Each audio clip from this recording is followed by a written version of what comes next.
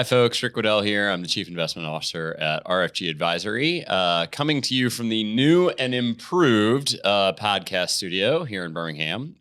So we've updated some paint, and we've actually got some technological upgrades that we're going to be sharing with you guys in the next couple of weeks. Thought I would come to you with a brief market update, sort of let you know what is going on out there. S&P 500 kind of leveled off yesterday right around 4,000, and today is up about 60 points, to about 4060.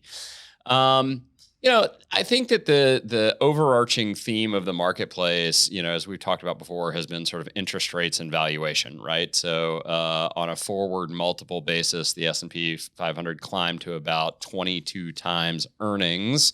Back when interest rates were the 10-year treasury was hovering around 1%. And now that the 10-year treasury is up closer to 3%, plus or minus, that forward multiple on the S&P 500 has dropped down to around 17 times, 16.9 as of yesterday. As a level, that's right around where we traded from 2015 through the end of 2019, which also coincidentally is right around the time where 10-year treasuries sort of hovered between 2 and 3%, which is kind of where we are today.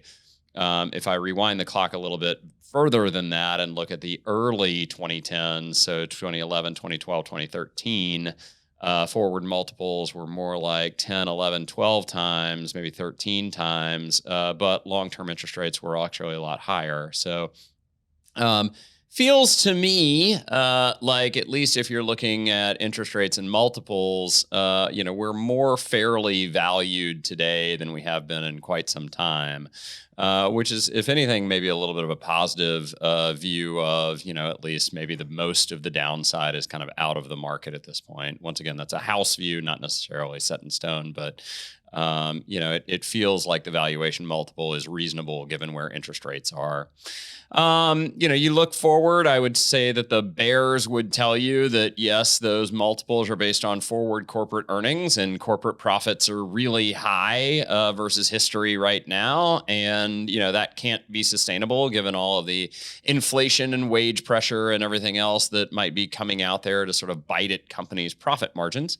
And I would let you know that the bulls would tell you to just sort of look at the first quarter. In the first quarter, we saw the S&P 500 with sort of mid-teens revenue growth and high single-digit profit growth. And we certainly were dealing with inflation and wage pressure in the first quarter.